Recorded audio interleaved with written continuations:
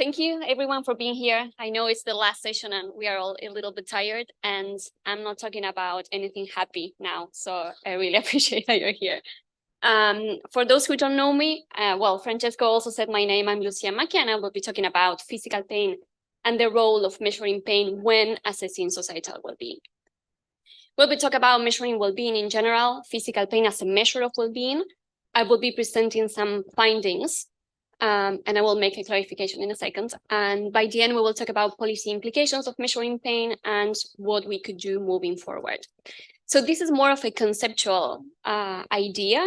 I won't be talking about empirical work in progress. So the findings that I will show are already published or about to be published, but this is ongoing work in general. So I welcome suggestions at the end about the topic in general. So as we all know, as we've been discussing in these last 2 days, we've been trying to move from using GDP to using measures of subjective well-being like happiness and life satisfaction. But there's still this debate of whether there are other items that we can consider when we want to capture people's well-being. In light of this debate, I would like us to think about the possibility of using physical pain as a measure of societal well-being. Physical pain has been traditionally considered a physical problem. For example, when we go to the doctor tries to find physical injury or tissue damage versus other causes of physical pain. Recently, researchers have started to study physical pain from a socioeconomic, psychosocial, and behavioral perspective. Among the socioeconomic factors, determinants, or aspects that could influence physical pain, we have income, education, and employment, among many others. For example, people with lower income tend to report greater pain than those with higher income. The less educated tend to report greater pain than those with more education, and people without a job, so those who are unemployed, tend to be in greater pain than those who are employed. Among the psychosocial factors, something that has been mentioned quite a bit is financial insecurity or economic insecurity. Economic insecurity tends to generate or increase existing pain or create new pain. At the same time, job strain, for example, high demands in the workplace or low control on the activity is also linked to greater pain. Another factor is lack of belonging or social discrimination. People who feel discriminated or that they don't belong to the group that they would like to belong to report greater pain than those who don't experience social discrimination. And the last psychosocial factor is one that we all know that has been extensively explored in the subjective well-being literature, which is social comparison. People with lower social status or even lower relative income or income rank tend to report greater pain than those with higher social status, relative income, or income rank. And finally, the behavioral aspects of pain, something that also was mentioned yesterday, and we will go deeper in a minute. Pain has been found to be linked to drug use or drug misuse and alcohol consumption, and also the decision to leave a job and productivity in the workplace. If we put all this together, we have here a summary of what I just said. Physical pain can be the cause or the consequence of socioeconomic, psychosocial, and behavioral aspects, income, education, and employment, job strain, financial insecurity, and economic insecurity, discrimination, social comparison, and other behaviors like drug and alcohol misuse, suicide ideation, and productivity. Pain has also been linked to the new social phenomenon of the death of despair that some people also mentioned yesterday. We won't talk long about this, but there's a lot of work that highlighted the role of physical pain in this new social phenomenon, and particularly in the US opioid epidemic. It attracted the attention from researchers. There are some books also from the media. There's also a book called Dopesick that talks about the relationship between pain and the opioid epidemic specifically. And that book was also turned into a mini-series. So today you will learn about pain, and you will also get suggestions for your free time in case you want to check it out. So the question is, how is physical pain linked to the death of despair? There's a bidirectional relationship between physical pain and the psychological aspects that may involve desperation, like distress, anxiety, or depression, and the despair-related causes of death, like drug and alcohol misuse, suicide attempt, and others. The idea here is that pain can be a cause and a consequence of these psychological states and these despair-related causes of death.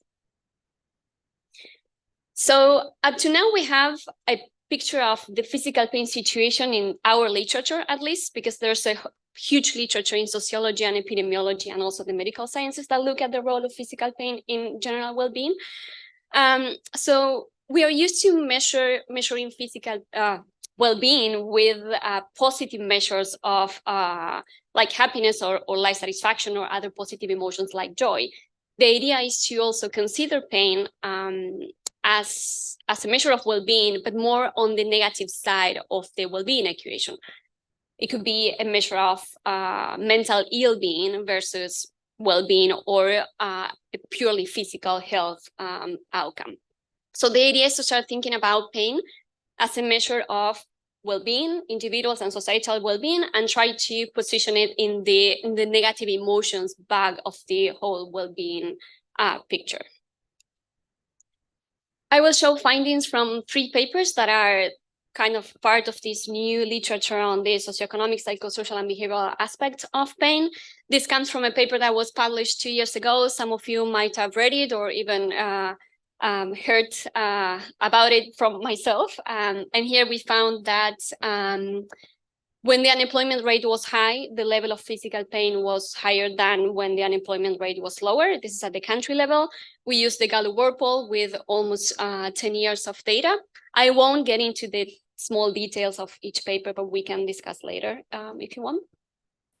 And the main finding here is that physical pain increases during an economic recession and goes down during an economic boom. The psychological mechanism that might be behind that relationship is, again, economic insecurity or financial insecurity. So people feel financial insecurity when there's a recession, even if they are employed. This is not a finding that just applied to people who are unemployed.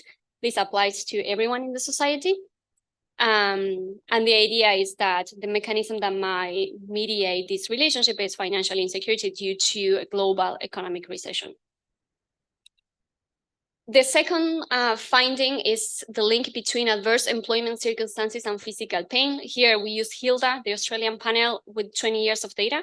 And we found that people who spend a greater number of years unemployed and looking for work reported greater pain than those who spent fewer years unemployed and looking for work after they finished full-time education.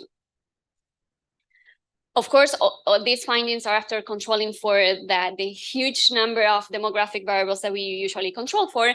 And in this case, we also control for physical health with the caveats of self-reported physical health, mental health, and physical pain.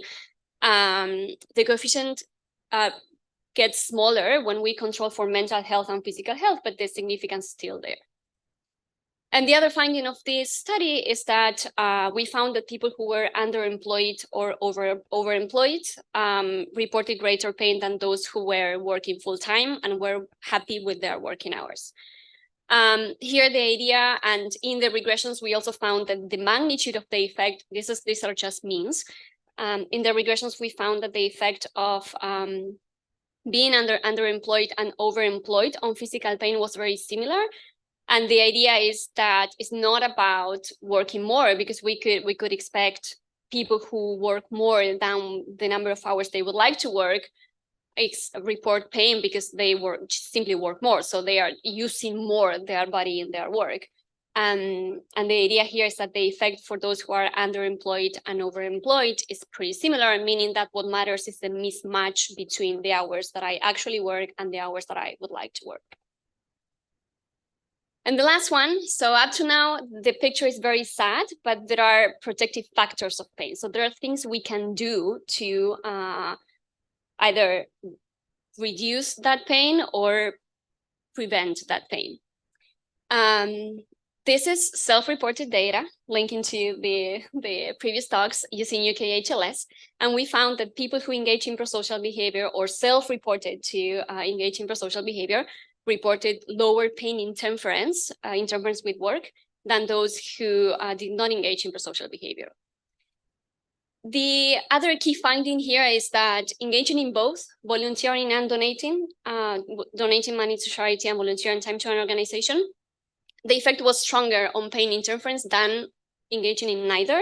But also, if we look at the first two bars, engaging in volunteering only was better than donating only. And this speaks to the well-being literature, the subjective well-being, the mental well-being literature on prosocial behavior, and the psychosocial mechanism of social connection or relationships. So why should we care about measuring pain, and what are the policy implications of taking pain as a measure of general or overall well-being? Pain is incredibly costly for the economy. For example, $600 billion are more or less spent in the US every year to treat pain. And this is a number that it's higher than the amount spent to treat heart diseases and diabetes. 32% of people all over the world are experiencing physical pain right now, and I will show you the trend in a second. And around 30% of the medical consultations in the UK are due to physical pain. So these numbers show that physical pain is a great public health concern that we should somehow tackle now. Here's the trend that some people saw already. Physical pain has been increasing in the last decade. So here we have the percentage of people in pain all over the world. This is a sample with 146 countries from the Gallup World Poll. And the number in 2021 is that 32% that I just showed you in the previous slide. So this is, in addition to all the public health issues that physical pain has, this has an increasing trend. So the things could get even worse.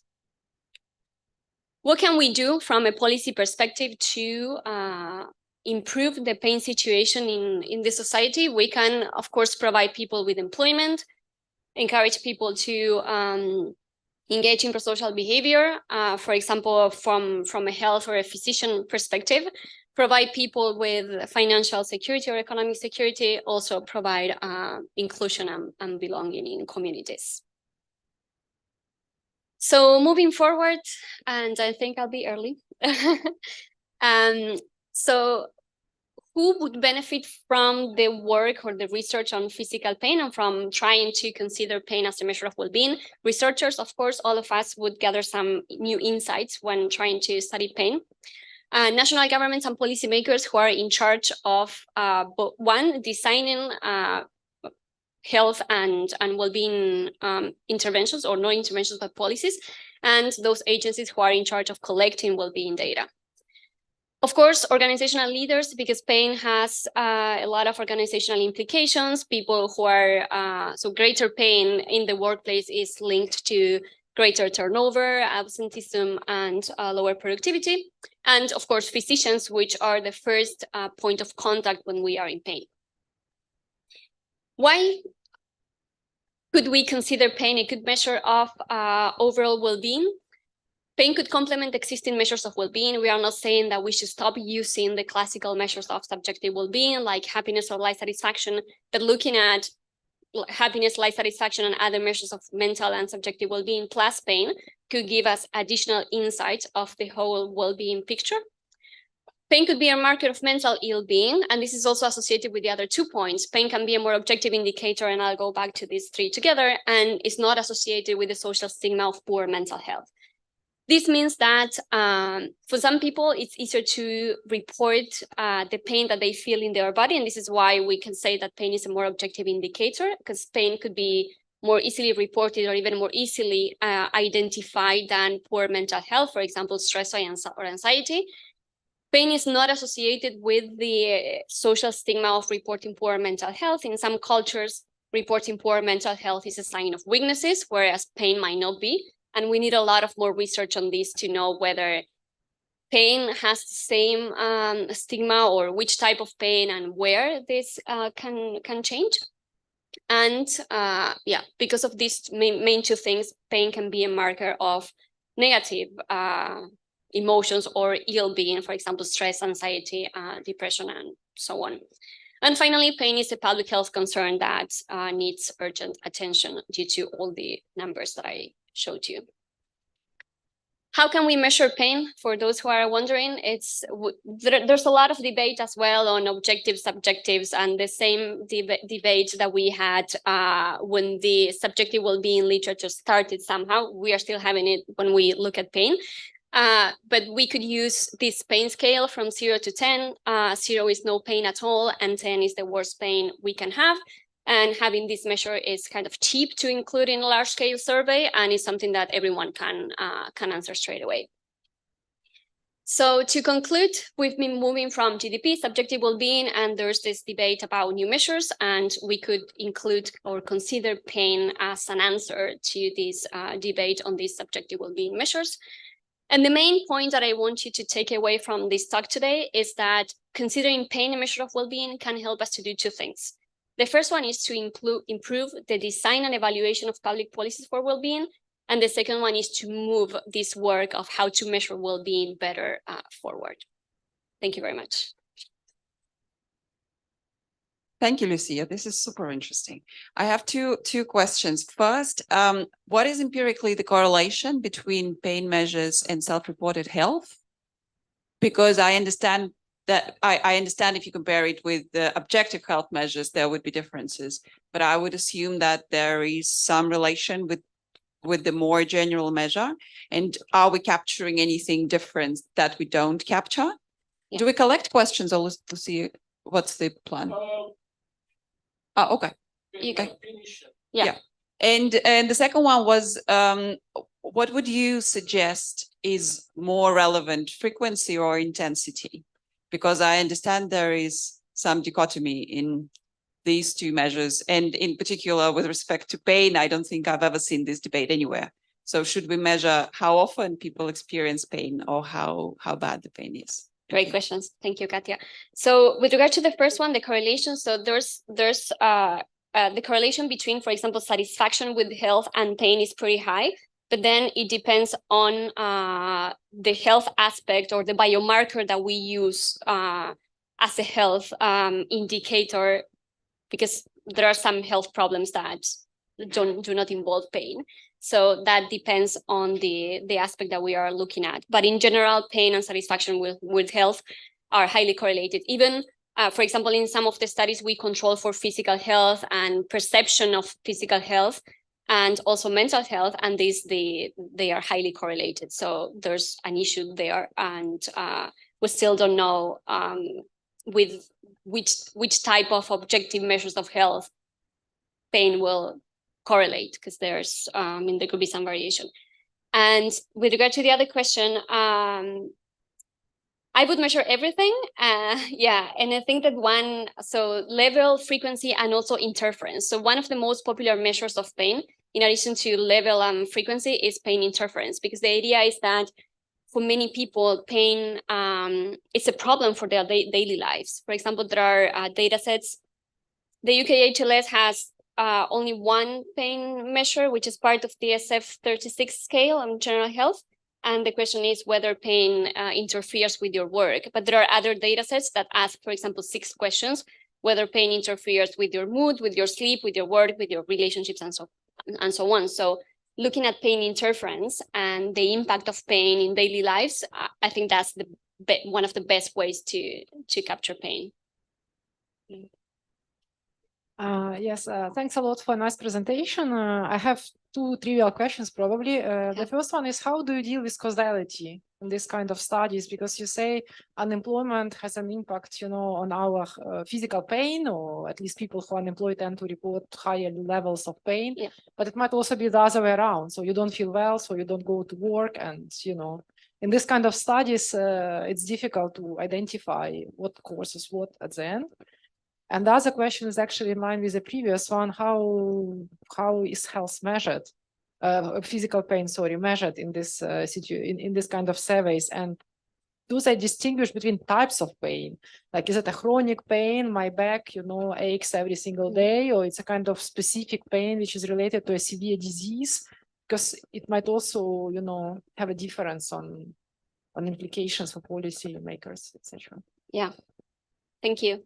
Yeah, so my question was really similar to Irina's about causality, because if I understand correctly, the data that you showed was about the environment, right? Like I'm familiar with the biopsychosocial model of health, which may explain it, but at the same time, I think the results that you showed were on the environmental level. So during periods of higher unemployment, there were higher levels of pain, but then you can't draw the individual.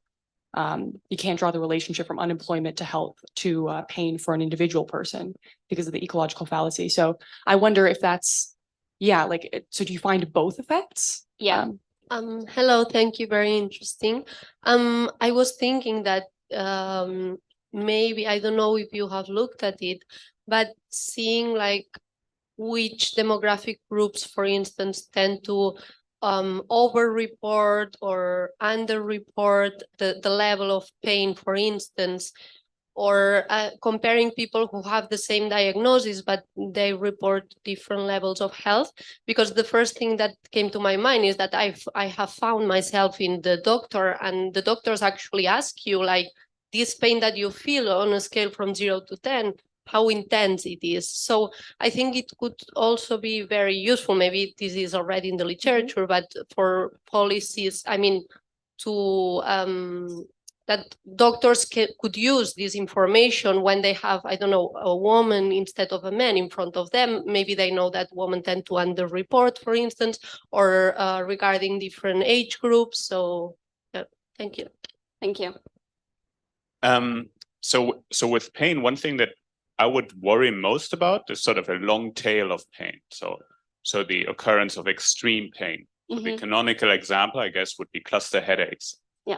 And so what I wonder is if there are these measures of extreme pain, and following up on that, whether we don't have a problem there specifically with means of pain, given that we might expect there to be a long tail of extreme pain. Great, thank you.